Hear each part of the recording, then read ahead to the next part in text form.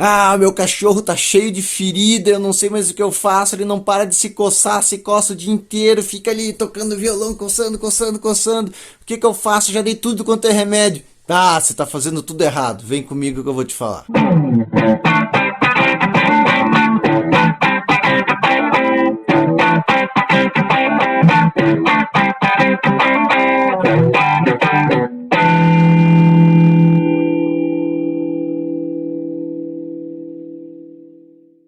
Calma, eu não sei o que teu cachorro tem. Se você pegar os livros de dermatologia, são dessa bitola aqui, são grossos, cheio de doença diferente e muitas delas causam coceira.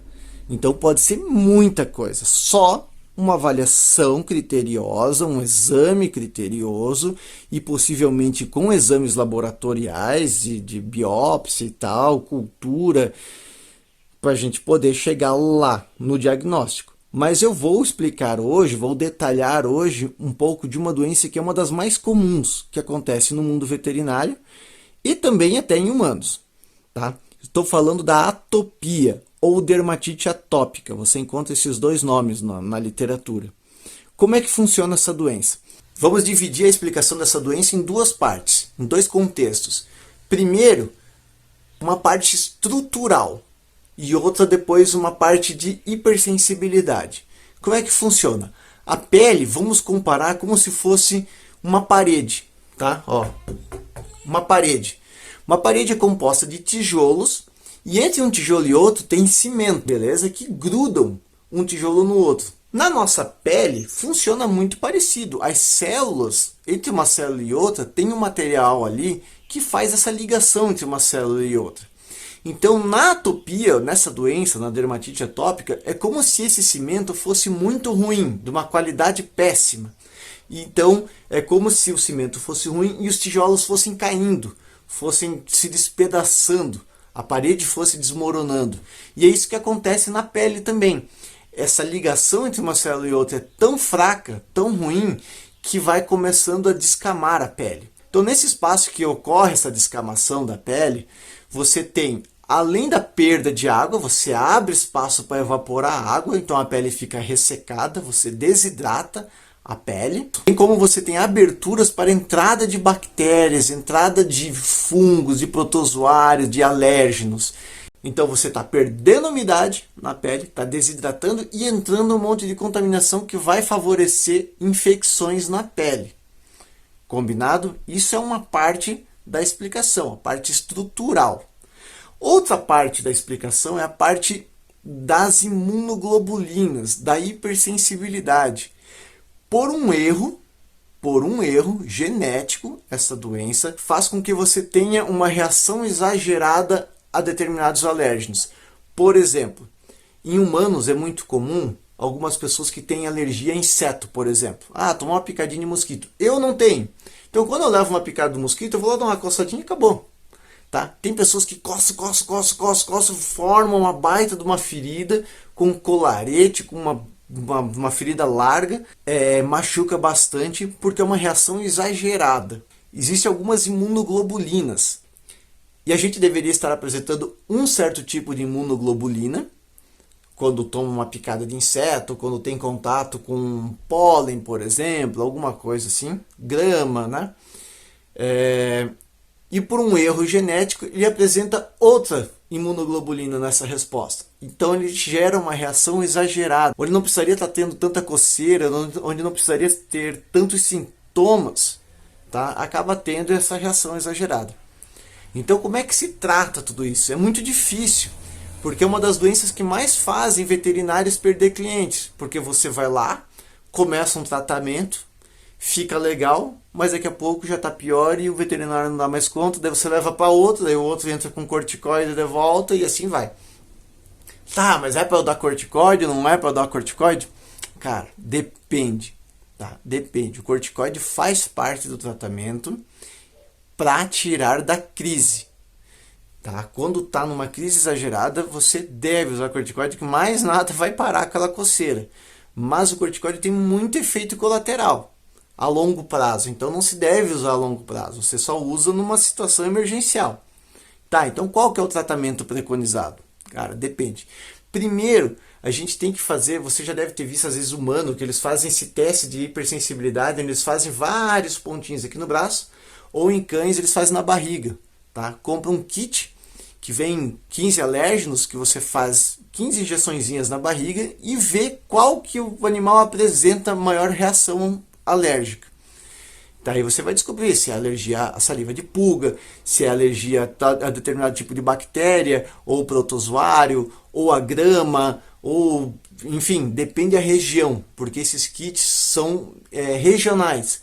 Porque tem determinados tipos de bactérias que sobrevivem melhor no sul do Brasil, outros lá no norte, entende? Então, o kit não é igual para todas as regiões do Brasil. Então você tem que descobrir ao que é alérgico e às vezes tentar tratar isso. Ah, ele é alérgico à grama. Pronto, bicho, não põe mais na grama, entendeu? Ah, alérgico a determinado tipo de bactéria. Pô, vamos tentar controlar essa população bacteriana. Então ele pode ser alérgico a várias coisas. E às vezes um conjunto, às vezes pode ser alérgico a 2, 3 coisas ao mesmo tempo. Então nesses casos aí você vai ter que ter um trabalhinho um pouco maior para poder tratar isso. Então lembra quando eu falei que tem a parte de estrutura da pele? Que está lá desmanchando, perdendo umidade, entrando contaminantes. Então, uma parte do tratamento consiste em hidratar a pele. Existem hidratantes cutâneos, né, dérmicos, para você manter essa pele hidratada e tentar deixar essa estrutura da pele mais forte. Mas é difícil, porque você está lutando contra a genética. Lembrando, a atopia é uma doença genética, tá? Tá, mas eu posso dar um anti-histamínico? O anti-histamínico tende a funcionar em 1/3 dos casos de atopia. Tá? Pode não, deve testar, mas não necessariamente vai funcionar. Tá? Não são todos os casos. Quando funciona, ótimo, mas é só 1/3 dos casos que funcionam. Então, tá aí o corticoide. O corticoide ele é muito bom para ir lá naquelas imunoglobulinas que causam essa reação exagerada, ele corta isso. Então ele tira da crise mesmo. Só que a longo prazo tem diversos efeitos colaterais indesejados, tá? Vai dar fraqueza muscular, vai engordar, vai enfraquecer a pele, vai cair pelo, pode dar calcificação em tecidos moles, pode gerar diabetes. É um monte de efeito colateral que vai ser assunto para outro vídeo, mas para tirar de uma crise, um comprimido, 2, assim, às vezes 2, 3 dias, às vezes é o caso. E um dos tratamentos mais preconizados hoje em dia é você fazer aquele teste de reação alérgica, de hipersensibilidade, descobrir o que é alérgico e sim tratar isso. Mas existe aqueles tratamentos que você vai fazendo uma injeçãozinha de tanto em tanto tempo, ele vai mudando a frequência conforme o tempo e conforme cada caso, que você põe, é como se fosse um extrato daquele alérgeno, para ir acostumando o corpo aos poucos com aquilo e fazer o teu corpo mesmo parar de querer ter essa reação alérgica. É muito bom. Só que às vezes o problema é que quando você é alérgico a 2, 3 coisas ao mesmo tempo, tem algumas combinações que não funcionam tão bem e tem outras que funcionam muito bem. Aí você tem que ir consultar um dermatologista, tá? Veterinário, no caso de cães e gatos, ou o médico dermatologista no caso de humanos, tá? Para você poder ter esse melhor balanceamento do tratamento, tá? Porque em humanos é muito comum, inseto, pólen mesmo, né? Tem bastante gente que tem isso, então é uma doença bem comum. Já na alergia alimentar, tá? Você também vai ter que descobrir. Só que não adianta trocar de ração e achar que vai resolver. Ah, vou dar uma ração hipoalergênica agora e vai resolver. A gente fica com resquícios alimentares muito tempo nas curvas do nosso intestino. O intestino é muito longo, fica lá e fica causando essa reação alérgica. Então, assim, às vezes fica 3 meses, você já mudou a alimentação e está tendo reação alérgica lá daquela ração velha. Então você não consegue saber se está tendo efeito, porque você troca a ração, dá 2 semanas, o animal continua se coçando e acha que não era esse o problema, e às vezes é, né? E no caso de reação alérgica, ele é alérgico a algum componente daquela alimentação. Então vamos falar de cães, por exemplo. É alérgico a algum componente daquela ração que está comendo. Aí você vai lá e troca, vai no pet shop, o cara fala assim, então dá essa ração aqui que é hipoalergênica, que você acha que vai resolver. Aí passa 1, 2 semanas e não resolveu. Vamos supor que realmente era alérgico só alimentar, só que fica nas curvas do intestino alimentos e 3 meses atrás. Então você já trocou a ração e está tendo reação alérgica. Então você ainda está tendo reação alérgica de alimentos de 3 meses atrás, que estão ali nas curvinhas do intestino. Então, no mínimo 3, 4 meses, você dando uma ração hipoalergênica para você começar a ver efeito.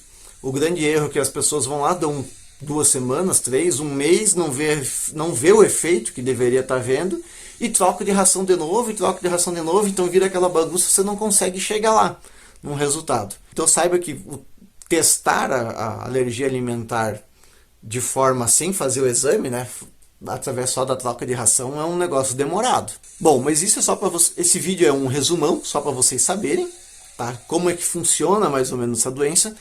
Vocês não têm condições de estar tendo essa tomada de decisão terapêutica, sempre com acompanhamento médico, no caso de humanos, ou acompanhamento médico veterinário, no caso, né, dos seus animais, porque só eles têm todo o conjunto de conhecimento para poder analisar e juntar todos os fatores e tomar a melhor decisão.